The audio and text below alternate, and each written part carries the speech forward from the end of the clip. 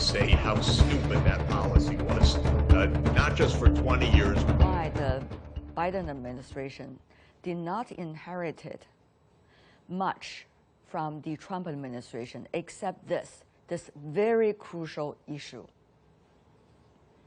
Well, I think the amazing point is if you spend $1 trillion in another country, you expect something good to come out of that, some infrastructure, some development, some support of the population for the changes. But the United States spent almost all of that $1 trillion on military approaches.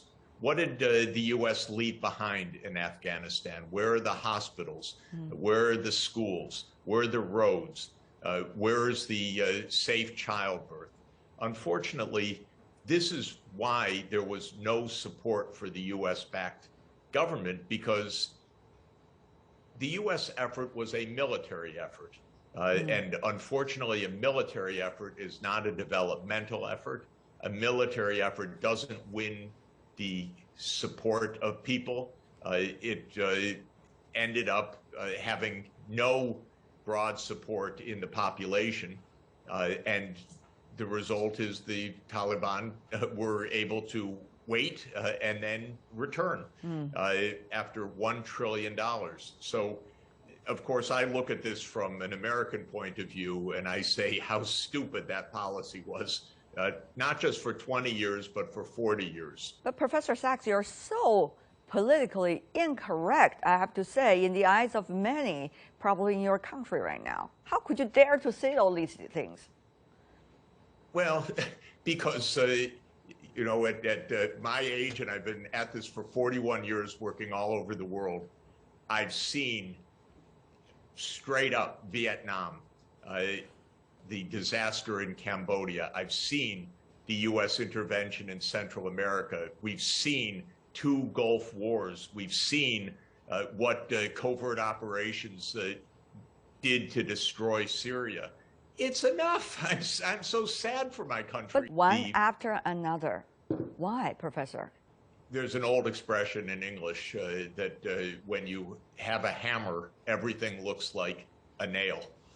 Well, the United States has a powerful military, so everything looks like a solution for a war. And so the United States uses the military as foreign policy. But there is no foreign policy that comes out of a military. And we use the military in the Middle East, in Iraq, in Syria. We use the military in this region in Central Asia. We use the military in Central America. We use the military in Vietnam, Cambodia, Laos. Not once did this work. If all these things happen once and again, there must be a logic. What is driving all these perceptions? There must be some real interest down there. There are interests. There are corrupt contractors. There's the military-industrial complex. But I actually don't think that it's that.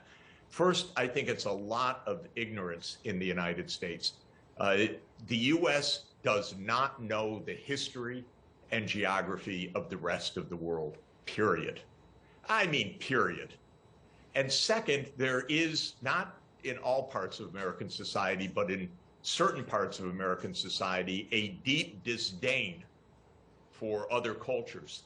And the result of that is you don't have the ethics or the knowledge to succeed, but you do have a powerful hammer, as I said. And so I think that these are not interests. Nobody won in the U.S. out of Afghanistan. This has just been a tragedy, but so stupid. And that is because of ignorance and because the American leaders never cared really about Afghanistan, and the public never cared about Afghanistan. If it's only for you, not for the people involved, it's never going to succeed.